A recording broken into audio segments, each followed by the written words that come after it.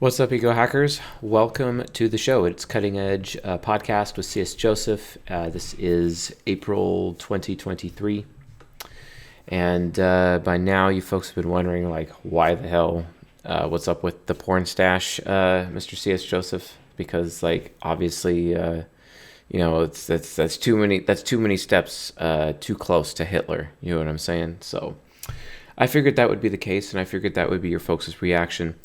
But I think it was entirely necessary, especially given the presentation that I have for you folks. So, you know how it is. I always like messing with my facial hair or my hair in some way, shape, or form, specifically to SE Demon, the audience. And as much as I like SE Demoning a lot of people in my life, some of which are like, Railgun, for example, and other people that I know, I definitely like having the opportunity to troll the shit out of literally everybody when possible. That being said, it's also helping me get prepped for the upcoming beard off that I'm going to be having in the near future. So, and also the final reason is I'm trying to literally spite my father. So, why not? Yes, Nacho Libre. Hell yeah. Okay, cool. So good to meet you folks. Forgive me, I shouldn't be playing with my butterfly knife while doing this. Anyway, great. So tonight's episode, we're going to be discussing God functions from an entirely different perspective. So the reason why is most people are used to arguments that we have made in terms of cognitive reflection, cognitive axis, cognitive orbit, etc. But we're going to be looking at how the God functions themselves are actually interacting with one another. So we're going to be whiteboarding tonight and doing some diagramming to see if we can figure this out together. And definitely going to be moving people in a different direction. So yeah, holy hell. Okay, Duggo, great. Let's see here. Yeah, so like I'm late AF. I know. I'm sorry. It's been a really rough day. My 2-year-old was having a hard time. So, and I had to make sure Railgun was okay as well. So hence the lateness. But yeah, we got it all mostly figured out. And if you want a photo of what happened with my son earlier today, it is in the Selfies Only channel on the Discord, discord.gg/egohackers. So awesome. Let's actually just get down to it. Let's go right into the whiteboarding. I think y'all are going to have a lot of fun with the whiteboard this evening. I know I will. So yeah, maybe I should pay attention to like where my mouse is. All right, cool. Let's see where this rolls. Rolls like this. Nice. All right. Cool. Nope, that is not where it goes. All right, so let's choose the appropriate thing. We got this. We got this. We got this. We got this. Awesome. Let's get some different colors. Because Duggo is here, and literally the reason I do colors is because of him, and for no other reason. I don't do it for anyone else except him. So just for Duggo. Just for Duggo. We don't do any. We don't do any of this other color crap with anyone else. All right. So heart temple. Okay. Soul, heart, temple. We're going to do the mind and the body temple. What does the body temple look like? The body temple is obviously brown, because obvious. What should the mind temple be, huh? Blue, because they're depressed AF? No, I'm just kidding.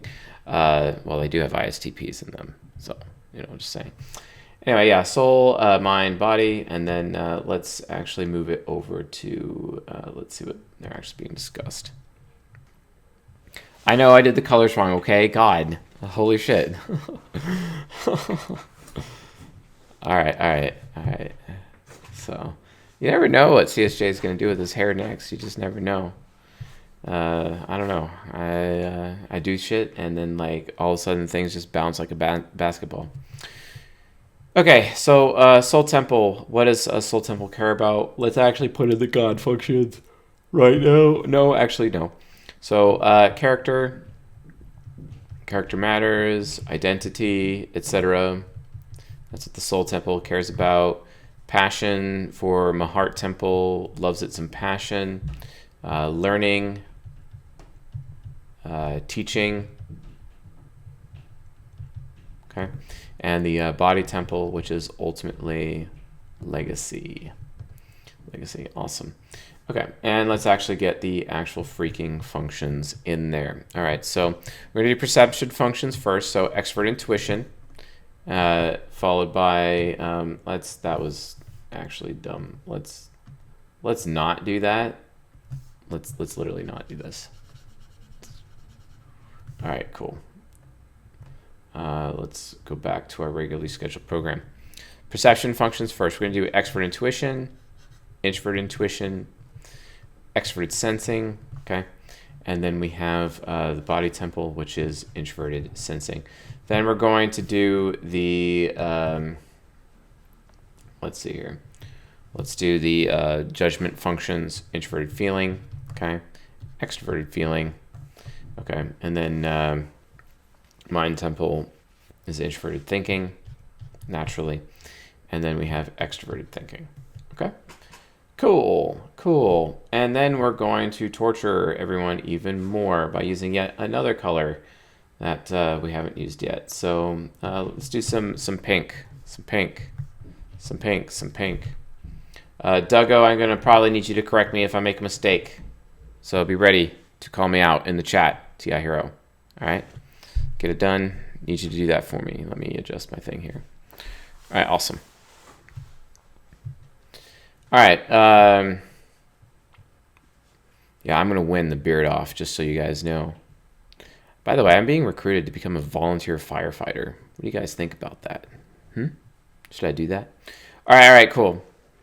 So now we need to, in order to really understand what's going on here with the, and by the way, just for notes, by the way, we're gonna do a little bit of an analysis here. We're gonna look at axis. We're gonna look at orbit, okay? We're going to look at reflection, and then we're going to look at a different perspective. The mystery box. Ooh, the mystery box. You know, I kind of regret these question marks not being green, because then I could have had like an appropriate Riddler theme to go with it. Yeah. Do you guys think I should take John Bodine to see John Wick 4 this evening? I think that'd be pretty freaking dope. Yeah, I think I might do it. I love the movies. I love it so much. Okay, let's get back to it. All right. Dun dun dun. Yes. All right, so extrovert intuition is all about desirability. Introverted feeling is all about ultimately character. It's like character, desirability, identity, etc. Now, let's ask, what are the two cognitive origins of the soul temple? That's right, justification and connection, right? So again, Duggo, use your correcting. Connection, also known as intimacy. That being said, I am using more with connection than I am intimacy. So we got connection here, and then on the other origin we have justification. Yay, the excuse mill. Justification, nice. All right, we got the origins all down here, and I is all about passion. FE is all about acceptance. What are the two things? Well, guess what? Reverence. Reverence is extroverted feeling. Okay. Introverted intuition, which origin is introverted? Yeah, I know you could argue both. That's why you're actively in the discussion. Duggo, you better be careful, because I might just just grab you and throw you into the stream at the same time. I might do that. I might literally like DM you the link on Discord, and then you're just going to show up. It might happen. Just letting you know. Anyway, so reverence. But no, NE is definitely connection. It is definitely connection for sure. Like it's really the mind temple ones that I go back and forth on consistently. But yes. So introverted intuition. Okay, so yeah, so reverence and then satisfaction. Satisfaction is absolutely attached to introverted intuition from a God function perspective. Oh yeah, and it might actually help if I like literally just labeled this and then all of a sudden I'm like labeling it wrong for some reason. But yeah, like this is all just, we're discussing God functions tonight. Obviously, I probably should have like titled it. I don't know why I'm putting the title at the bottom, because whatever. I can. My show, I get to screw it up. All right, cool. So legacy, discovery is introverted sensing. Cool. And then purpose, which also is known as achievement, an achievement origin. Purpose is drawn from achievement. So for those of you that don't know, like, understand that, especially since I got two body temple wayfarers who I know typically watch these and discuss these concepts with me at times, and you know who you are. So yeah, when you guys, both of you, are considering purpose, because you're both body temple wayfarers attached to your purpose, both of you, yes, then really see a purpose from the perspective of achievement. In fact, one of you recently said something to me and decided not to do something because of a lack of achieving a certain thing, which I find absolutely fascinating. So, and that's because of cognitive origin of purpose. It's like, hey, I can't show up, I can't perform, I can't do anything until I've achieved XYZ thing. And I'm like, okay, yeah, sure. From a purpose perspective of your cognitive origin, I totally get that. So yeah, and it's because of achievement. That's really important. All right. Extroverted sensing is known as performance, and introverted thinking being truth and facts, etc. So which cognitive origin is attached to what? You know what I'm saying? So yeah, it's going to be pretty awesome. And I know you guys are going to love the mystery box. Oh, the mystery box. So good. Oh, the mystery box. I'm so excited to present the mystery box to you. All right, so extroverted sensing versus introverted thinking. This is the one where Duggo and I are probably going to disagree on. So I'm waiting for it. I'm waiting for him to throw down, or he'll be like, "Actually, no, that's what I think." I'm like, "Okay, cool. We can do that." So we have authority. Okay, we have authority, and we also have validation and authority. Okay, so this is where it gets really, really weird. And I'll share you guys my logic with how I actually attached the specific functions to the specific cognitive, the God functions to the specific cognitive origins. But validation is attached to TI. Validation. And SE is attached to authority. Think about it. How is it possible someone can be an authority on a subject unless they're a top performer at said subject? You see, I'm a top performing psychologist, and therefore I'm an authority on the subject. So I'm actually drawing mind temple powers, from that perspective. Yeah, me and Duggo agree. Nice. That's great. So, the reason why I'm giving Duggo a lot of attention is that Duggo is one of the people on our team that I discuss a lot of temple-related topics with, God functions with. He has provided a ton of really good insight, in as much as any of the other members of the team have as well. But he's specifically specialized in this area, and I would also, say the same thing about Uberzerker as well. So, and the various teams and groups that they have been running to make sure that we're getting the best information, because those TI heroes are like verifiers, and it's nice to have them around to verify like literally everything about this stuff, and then come up with new things and new techniques from that perspective. So yeah. These are the cognitive origins according to the God function. So this is section 1 of this episode. So now we get to have a lot of fun, guys. We get to have a lot of fun, and we get to mess with things. We get to mess with things with new colors, because this thing is going to be an absolute total mess when we're doing it. So let's examine axis, orbit, and reflection, okay? Axis, orbit, and reflection. So NE, okay, is going to SI. So that's an axis link. Okay, cool. Fi to Te. My son likes sound effects, okay? Just like sue me. Like I don't care. I don't care.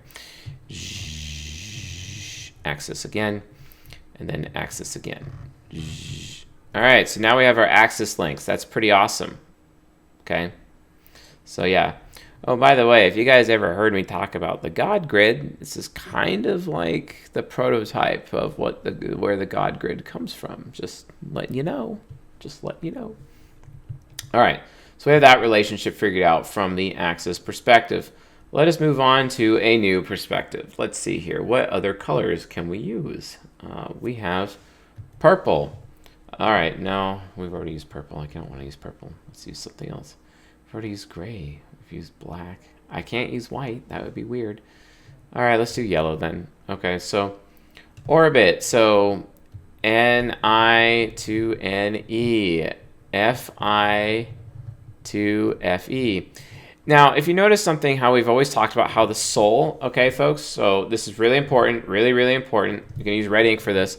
The soul represents the ego of humanity. The heart temple represents the shadow or the unconscious. And yet you can see their God functions already are in orbit of each other, as they should be. Okay?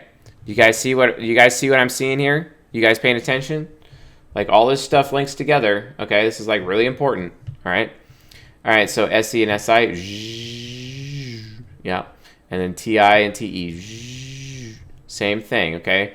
We got my orbit right here. Orbit, orbit, orbit. Okay. And then we got our green shit over here, right? And this is axis. Cool, cool, cool. Now let's move on to another one. Let's see here. We can use brown, I guess. We kind of already have brown, but fine. We'll just use tan, you know. All right. So moving on here. Now we got to get us some reflection, right? Okay. Reflection. Like that, right? And yep. And yep. Yep. Okay. So, and that is reflection. I told myself I was actually going to go out of my way to use every possible color on the whiteboard today, just to trigger people.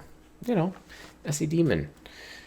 All right, so axis, orbit, and reflection. So now you can see how all of these functions, how these God functions, these origins actually fit together. You can see how they're linked. You can see already how you have the ego, the shadow, the subconscious, and the superego of all of humanity in one place, basically. And this is just an aspect of God the Creator. If you want to learn more about that, please watch Season 17 playlist on the YouTube channel, where I literally prove the existence of God, also known as my argument for intelligent design. But I maintain that I actually prove the existence of intelligent design within the context of Season 17. Make sure you guys pay attention and watch it. So yeah. So this represents the known relationships. But let's see if anyone in the class this evening can actually identify what the other relationship is between the functions.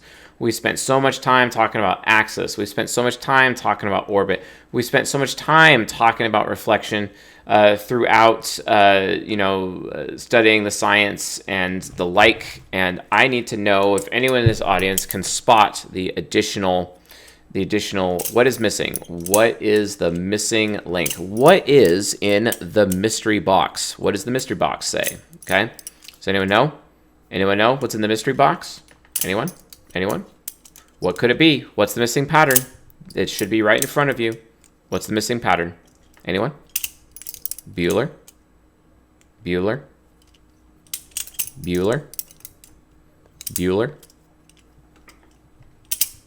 Come on, nobody? What's the missing pattern? It should be right in front of you.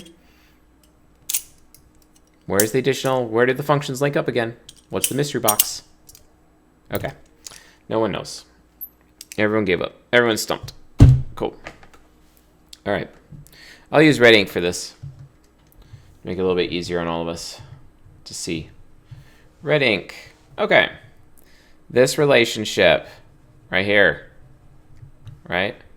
This relationship. That's right. It is a tesseract. Well done. Well done. Chris Taylor would be proud of you. This relationship between these functions right here. There is a new relationship right here that we have never really discussed within the context of the science before. There is a special connection between NE and FI. There's a special connection between NI and FE. There's a special connection between SE and TI, as well as another connection between SI and TE. And if you think about it, what this does is it reveals a lot of things. Check this out. You guys are going to have some fun with this. So where is it coming from? Well, guess what? What are all of the NI-FE users? What are they, right? What are the NI and FE users? What are they? What are they? What are they? Right? Okay. NI and FE. Cool. Well, they're Templar types. You see what I'm saying? Right? And then SE and TI users, right? Well, guess what? They're also Templar types. Fantastic. The NE and FI users. Well, those are philosophers, right? And these two are philosophers, okay? Fascinating. Why does that matter? Why does that matter? Philosophers. Hidden quadra over here. Hidden quadra, right? Templars over here. Ding, ding, ding, ding, ding. The other Templars over here. Ding, ding, ding, ding, ding, ding. And then we have more philosophers. Philosophers over here. Okay. Yep. Lots of fun. Lots of fun. Okay. So if you also notice, like, if NE is the hero and FI is the parent, then that would mean like the soul temple is representative of an ENFP, right? Same thing goes with the mind temple. You know, you literally have an ESTP there, okay? Which is also interesting because it's a soul temple approach. And then the NIFE, that's an INFJ. And then the SITE, that's actually an ISTJ, right? That's why the ISTJ kind of represents the body temple influencer of the soul temple, right? The INFJ represents the heart temple influence within the soul temple, okay? The ESTP represents the mind temple influence within the soul temple.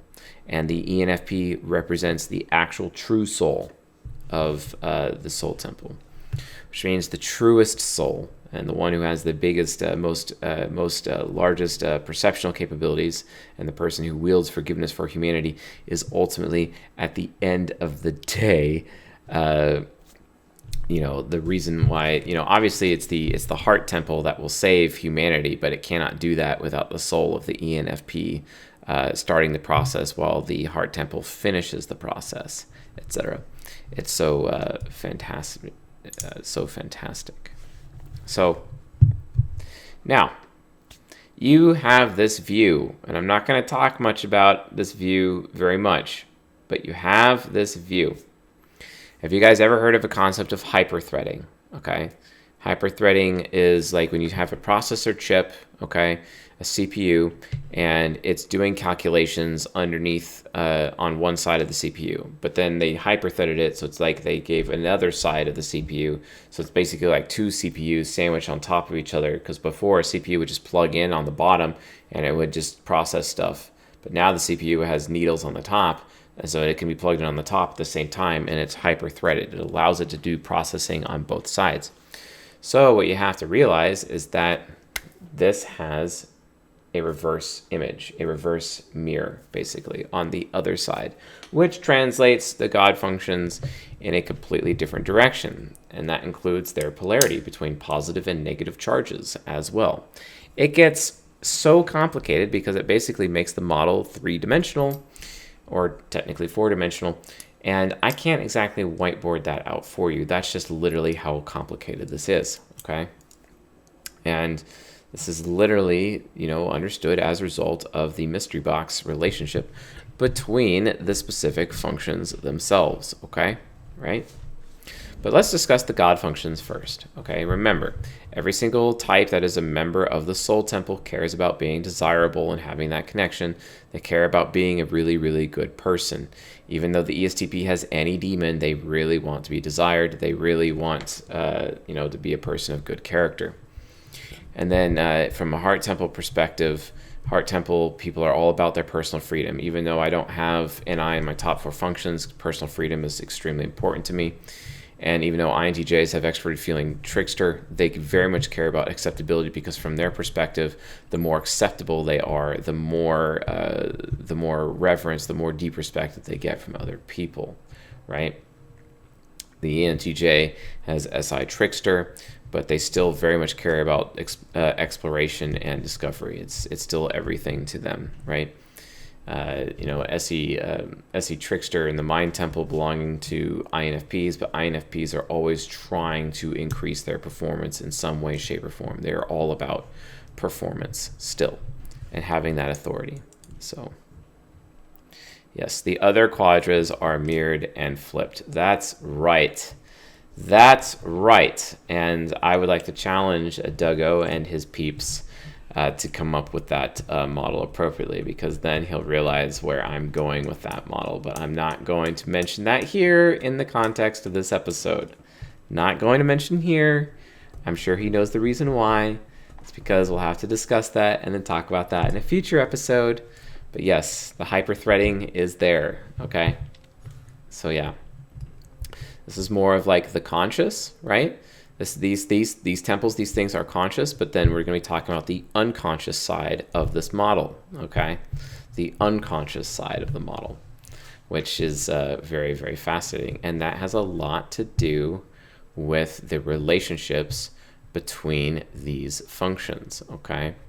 We have NE, SE, NI, SI, as hero functions versus the parent functions, going from that perspective. Absolutely interesting. So the relationship. So the cognitive origins themselves have a very important relationship. Now let's discuss these relationships. Why does all this matter? Okay, so when you're looking at when you're talking about relationships, okay, we're talking about relationships. Let's actually discuss compatibility just a little bit here. All right, so compatibility. We know what compatibility is. It's cognitive synchronicity, right?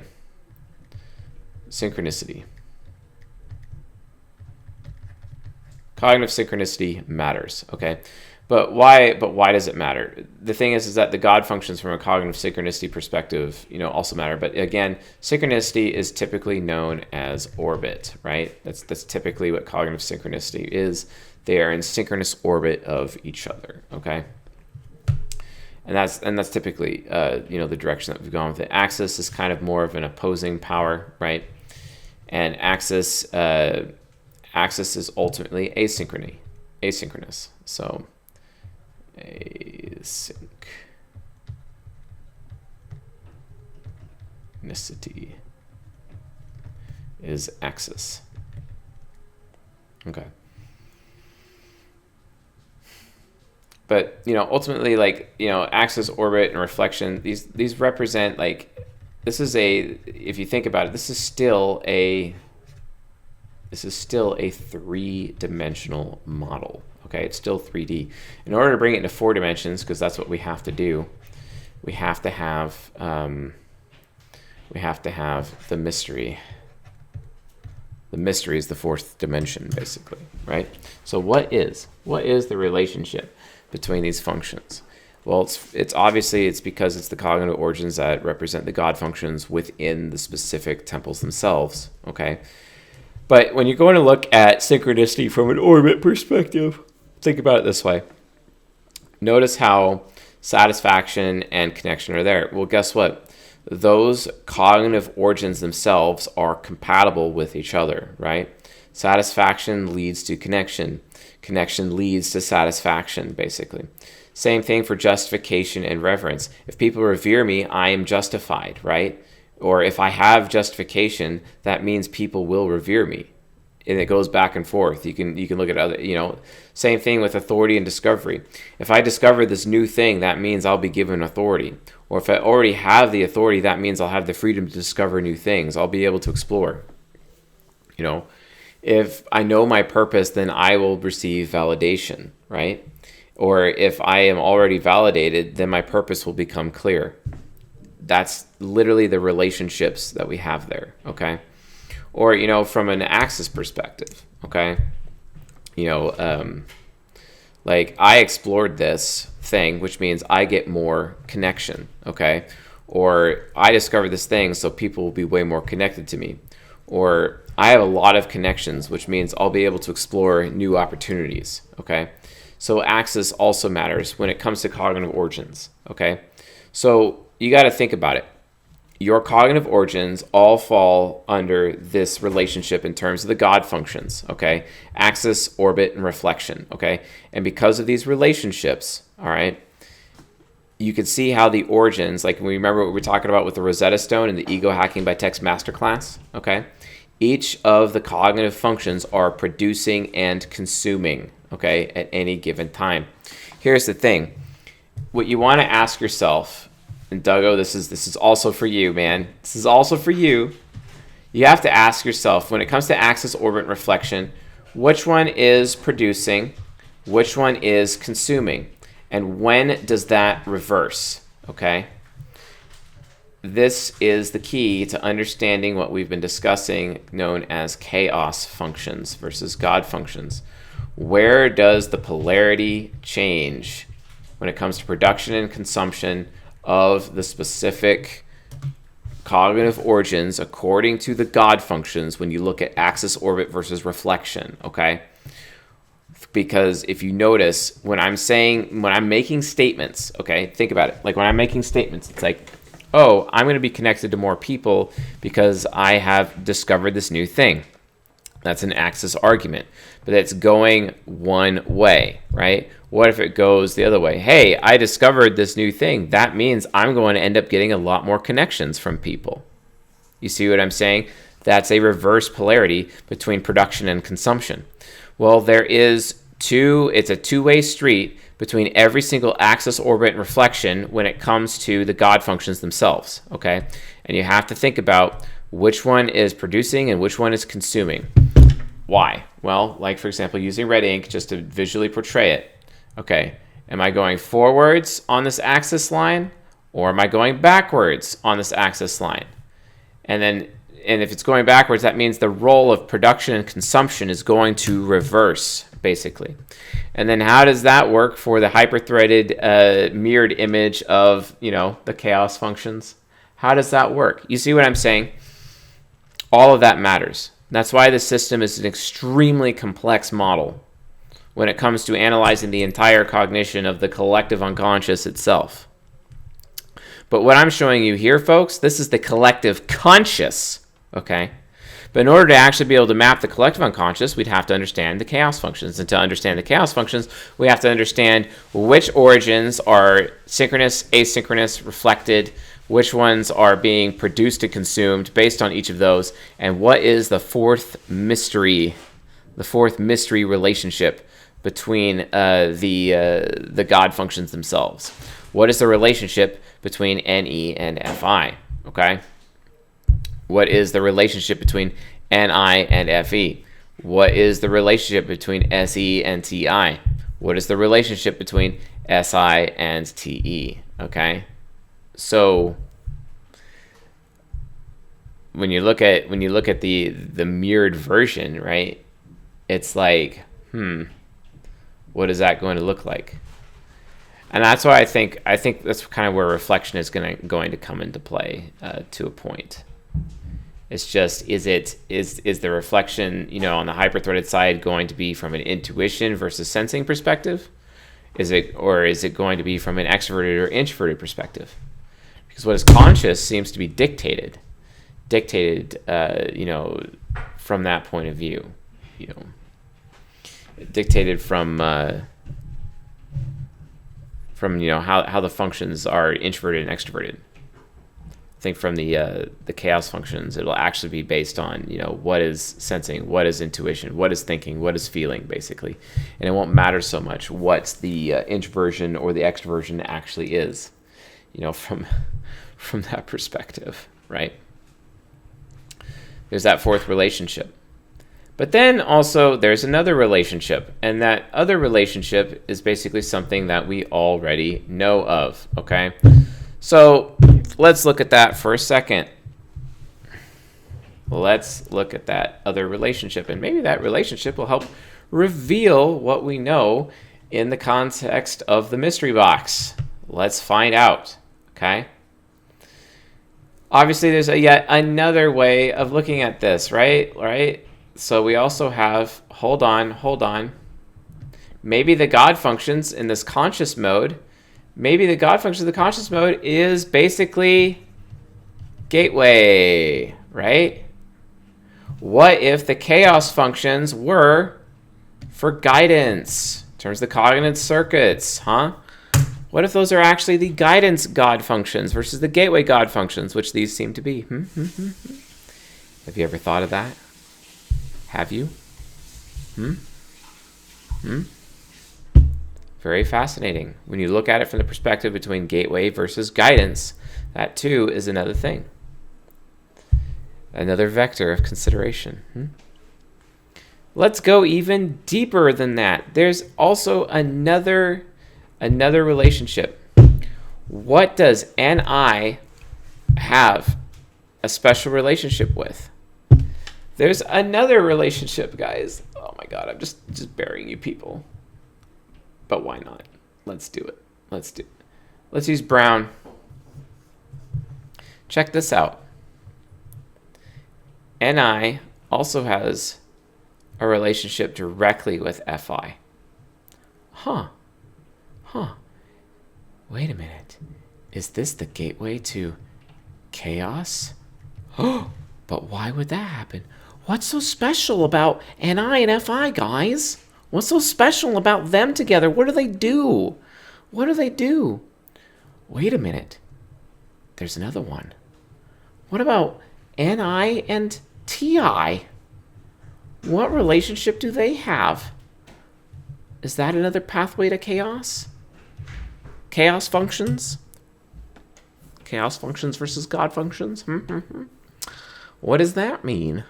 What is the relationship? Does anyone know? Come on. Does anyone know? Does anyone here know the relationship between NI specifically versus FI and TI? What is the relationship? I'm very curious. I'll give you a hint. What causes the most chaos in a person's life? What causes the most chaos in a person's life? And it's based on the relationship of introvert intuition to FI and TI. What is it? No, that's not it. Come on, keep going. All right, I'll do it again. Another example using the brown shit. Okay? Same thing. What is the relationship between SI and FI now? What is the relationship between SI and TI? Chaos? What's the relationship? There's a relationship there. What is it? Come on. We talk about it all the time. It's in season 18. That's right. Somebody got it. Thank God. Yes. Cognitive looping. Cognitive looping is the source of chaos in every person's life. That is correct. Cognitive looping. Okay? So, thank you, BM Christie, for being on top of it. Thank you very much. Cognitive looping. Introverted intuition always loops with FI and TI. Okay? FI always loops with NI and SI. Okay? SI always loops with FI and TI. Okay? Think about it. NI, right? Loops with FI child and TI child, right? SI, if it's the hero function, it always loops with FI and TI. You see? Cognitive looping is the key to unlocking understanding of the chaos functions. Because it is the number one source of chaos in a person's life. And without guidance, because tell me, what is so good? Man, I want that rainbow color again. That's cool. Life is a teacher, right? Come on, Mind Temple. Where's my Mind Temple people? Duggo. Mind Temple, life, school of hard knocks, pain is a teacher, right? Suffering is a teacher. That's why chaos equals guidance, okay? Chaos functions equals guidance. Chaos, which is kind of pessimistic, God functions, if you think about it. Very pessimistic. Because you need a little bit of chaos in order to have the order, basically. You see? From this entire point of view. Okay, so that's the point. Cognitive looping is the source of chaos in a person's brain, in a person's life. And only through accessing the guidance circuit properly, where you're pessimistic, wherein the guidance circuit is naturally entropic. It is attached to entropy, okay? Which is what chaos produces. Chaos produces entropy. Entropy is ultimately as a result of chaos. Entropy, decay, okay? And our minds decay when we cognitive loop, when we have two optimistic functions right next to each other. Two positive charged things. What are they going to do when they're two positive charged things? They're going to bounce off, and they're going to create chaos because they're moving around too much, right? Cognitive looping. Okay? Introduce a negative charge, and all of a sudden, everything is in order. The God functions are ultimate source of order, and here's the order, but the God functions cannot function without the chaos functions going along with it. Chaos functions represent the guidance circuit, whereas the God functions represent the gateway circuit, essentially. That's the point. Yeah, we really went all over the place today. Don't you guys love my colorful whiteboard? So there are tons of relationships here. The mystery box being the relationships between the specific functions within the temples, but also the cognitive looping relationships. Okay? So now, the mystery box, let's go back to the mystery box over here.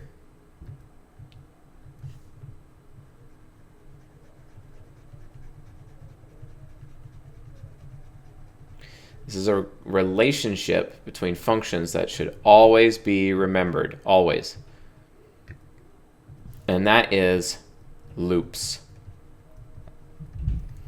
All of the cognitive loops. We talk about cognitive access, cognitive order, cognitive reflection, but cognitive loops. Cognitive loops. The source of chaos, ultimately. The source of chaos. Cognitive loops. And it's because of these cognitive loop relationships, we could follow these cognitive loop relationships, identify the chaos functions, and see what's missing. Where we have Templars and philosophers. Then all of a sudden, then we have the Wayfarers, right? And the Crusaders on the other side, right? There's just so much to present. I couldn't fit it all at one time.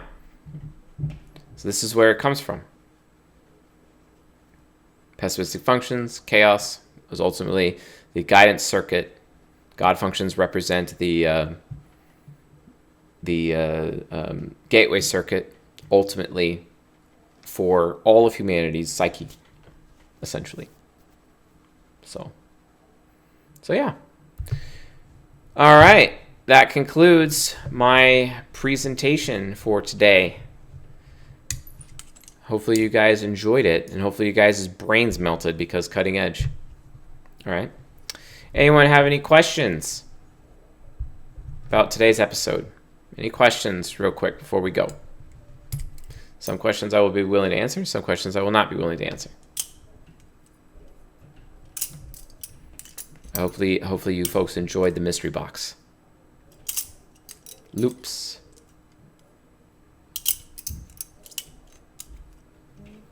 All right, cool. Thank you. Calling of loops. This is naturally the precursor to what we're calling the God grid, basically. Can't have the full God grid until you have order and chaos. God functions representing the order, basically, all represented at the same time. All right, Jonathan, is it possible for a relationship to be between incompatible types with compatible God functions like ESTP and INTJ? It depends on what the context of that relationship is. If it's a sexual compatibility, the answer is no. Because still, like, you have to understand nature exists the way it does. Sexual compatibility is still kind of technically a requirement. That being said, there have been times where I've been hella attracted to INFP women. And like, I've never been able to really explain why. But I just know that, like, I wouldn't be able to keep one indefinitely. I just couldn't. I really couldn't do it. So I would bathe in their beauty, and then after I was done bathing their beauty, I would really only want to, like, be around them to bathe in their beauty. And other than that, I don't really want to have much to do with them, I think, like, in general, in terms of an INFP woman approach.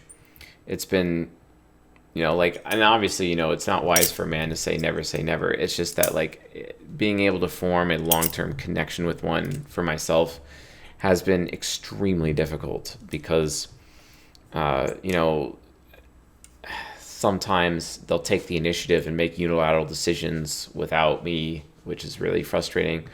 Or other times they'll be entirely credulous, and instead of just listening to me, they'll listen to just about anyone, and then I'll have to deal with them bringing in other people's opinions into the relationship, and it just kind of blows up in my face. That being said, with me being U to UF as an ENTP, I probably could have a relationship with an INFP from a sexual perspective, as long as I am in an extroverted sensing mood, basically.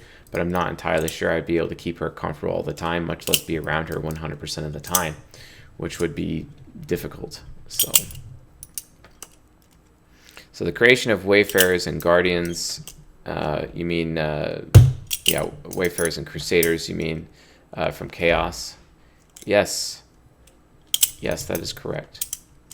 What do you mean by chaos? Pessimistic functions? Don't loops lead to chaos? It's chaos as a result of optimism. That's basically what I'm saying. You need pessimistic functions in order to help bring about order, because without them, you know, from a guidance function perspective, they wouldn't be able to get anywhere. This is heavily explored in the course Ego Hacking Your Fear with John Bodine. Heavily explored. Folks, it may even go out on pre-order tonight or to go out on pre-order tomorrow. We're getting very, very close to having it out for pre-order. Pre-order starts, it's $100 for the pre-order, because the regular price of the course is going to be $150. You're going to want to get in on that. Trust me. It's like got like at least 30 hours of video content in this course. It's huge. It is gigantic. The INTJ section is like an hour and 45 minutes by itself. The ENTP section is 2 hours long. Okay. Like, seriously, you're going to want to get Ego Hacking Your Fear. It is life-changing. It goes really hella deep on terms of the circuits for each of the individual types. But I'm trying to show you folks what the macro circuit looks like right now, because this is the gateway circuit, right? The God functions is the gateway circuit of humanity. The chaos functions is the guidance circuit of humanity, basically. So yeah, hopefully that answers your question. So, all right, cool. I'm glad you guys are all happy for Ego Hacking Your Fear. It will be announced very shortly. Still have to film a couple of videos for it, but it will definitely be one of our greatest creations that we ever make. And it will probably be, and it also is a direct sequel of Season 19, by the way. It is a direct sequel of Season 19. That's why when you buy it, you also automatically get granted access to Season 19, all of Season 19 as a prerequisite, so that you can watch Season 19 to prepare for you going into Ego Hacking Your Fear. So it's a really, really big deal. So, all right, cool. Thanks for watching, you guys. Hopefully you enjoyed this cutting edge episode for April 2023. One of the most out there OTL out to lunch lectures that I have provided. So anyway, folks, thanks for watching, and I'll probably see you guys tonight on the Discord. Later.